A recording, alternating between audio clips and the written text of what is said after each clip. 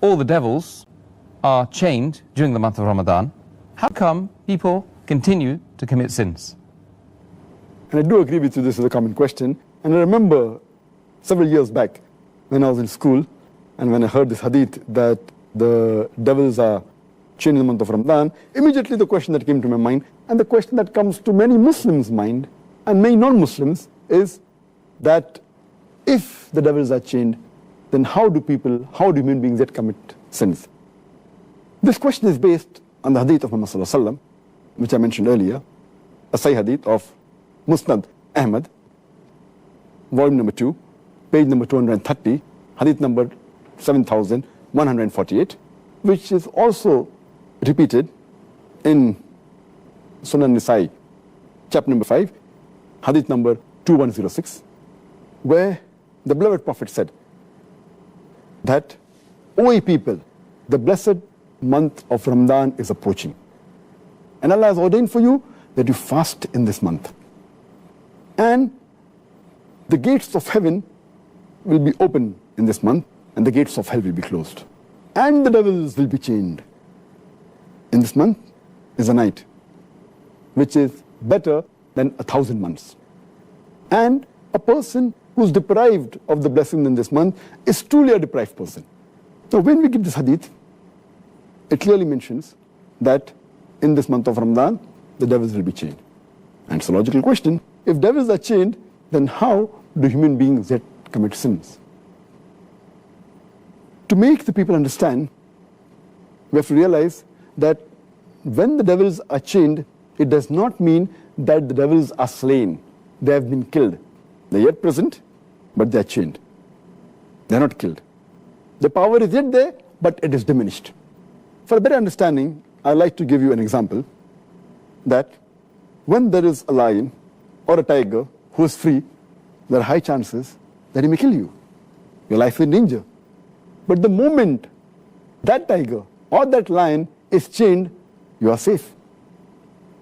You are safe as long as you maintain a safe distance.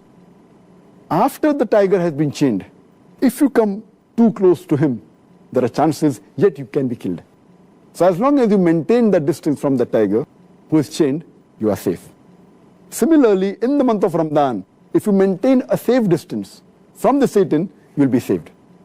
And if you read the Quran, Allah says in Surah Baqarah, chapter 2, verse number 168, be careful of the khutwatu shaitan, of the footsteps of the devil, for he is to you an avowed enemy. Many places Allah subhanahu wa ta'ala says in the Quran that be careful of the footsteps of the devil. Allah doesn't say that be careful of the devil, because a normal Muslim, an average Muslim who has average iman, when he sees the devil in front of him, he will be careful. For example, suppose there's a young girl who comes to an average Muslim, a young boy who has average iman.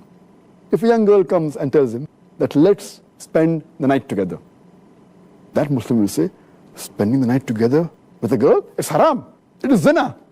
He will immediately object. But that same girl, if that girl phones that young boy and speaks to him on the phone, the boy will say, speaking to a girl on the phone, there is no problem. So he speaks to the girl for a few times on the phone for a few minutes. Later on the girl says, let's go and have some snacks in McDonald's on Kentucky Fried Chicken. Having snacks for a few minutes, for half an hour with a girl in McDonald's, no problem. So he goes and has snacks with the girl in McDonald's. Later on the girl says, why not have dinner in a restaurant? Having dinner with a girl in a restaurant for a couple of hours, no problem. Then the girl says, why not spend the night together? And then the boy says, spending the night together with a girl, no problem. So this is khutwatu shaitan, footsteps of the devil. This is not mentioned in the Quran, this is just my own example. So what Allah warns us is that be careful the footsteps of the devil. If the devil comes directly in front of an average Muslim who has iman, he will abstain. He will run away from it. But the khutwatu shaitan are the things which are dangerous. So what we have to realize, when the devil is chained, his footsteps are restricted. So many of the sins are prevented. But if we go close to him, then the chances that we'll be overtaken by the devil and commit a sin are very high. So what we have to be careful, that in Ramadan, if we keep the distance, then the chance of committing sin is less. But if we go close to the Satan, even though he's chained, like how a tiger can walk even after he's chained, same the devil. So this is my understanding. And the beloved Prophet said, the devils are chained, the devil can yet move. But less distance, so if we keep the distance, we'll be safe.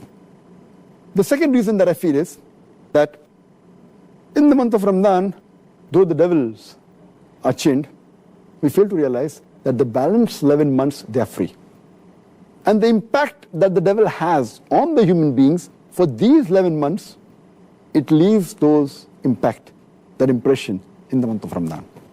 To give a better understanding, I always give the example that there are drug peddlers which try and get customers, the youngsters from the colleges, from the universities.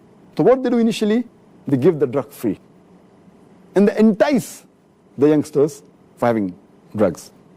Later on, after some time, they charge a nominal amount for that drug.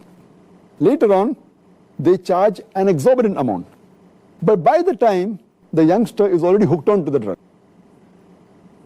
So even if the drug dealer is not there, they will try and find where the drug dealer is. They will go out of the way to find him and get the drug.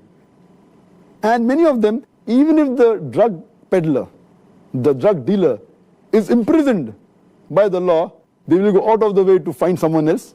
They may go in a chemist shop and buy mandrakes, whatever it is. They are so much hooked onto it.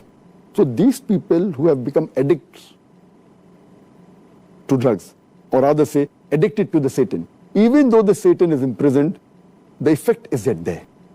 So this we understand as a drug dealer, as a drug peddler, even after he goes, the drug addict gets accustomed to that drug. So we human beings, we are accustomed to the sin. And even though the Satan is imprisoned, we keep on committing these mistakes. But mainly those people who have become addicts fall in this category. So those who do major sin fall in this category. But the normal Muslims, the average Muslims who haven't become addicted, it's easy for them to stay away from sin. And the third reason that I give is that though there are some scholars who say that in this month of Ramadan, the strong devils, the marids, they're imprisoned. The smaller ones are free. So they keep on committing mistakes. But according to my understanding, the third reason is that though the devils are chained by Allah subhanahu wa ta'ala, they can yet whisper. And one of the ways the devils try and get the human beings close to them is by whispering. And Allah says in the Quran, in Surah Nas, chapter number 114, verse number 1 to 6, قُلْ أَعُوذُ بِرَبِّ النَّاسِ مَلِكِ النَّاسِ إِلَهِ النَّاسِ مِنْ شَرِّ الْوَسْوَاسِ الْخَنَّاسِ الَّذِي يُوَسْوِسُ فِي صُدُورِ النَّاسِ مِنَ الْجِنَّةِ وَالنَّاسِ.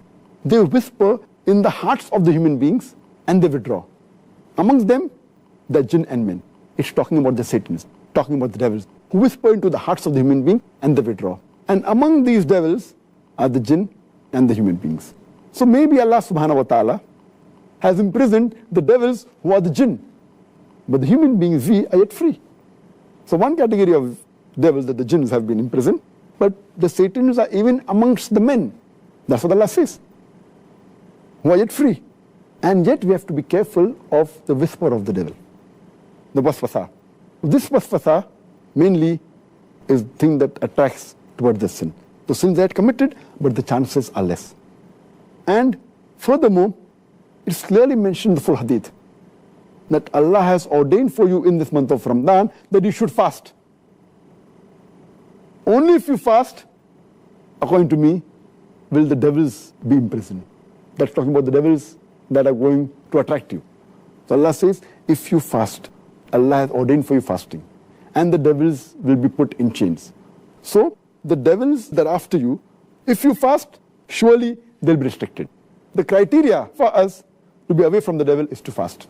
If you fast with the proper niyyah, seeking the reward of Allah subhanahu wa ta'ala, surely the devil will not be able to entice you.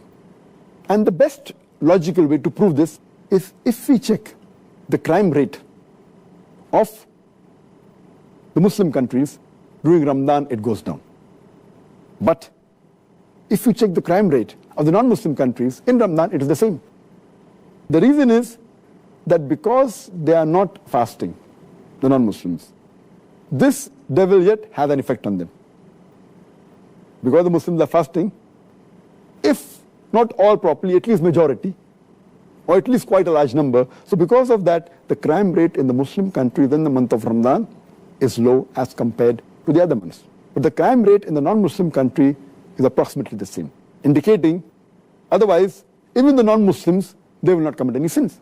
So the criteria is that you have to fast properly for the sake of Allah subhanahu wa ta'ala.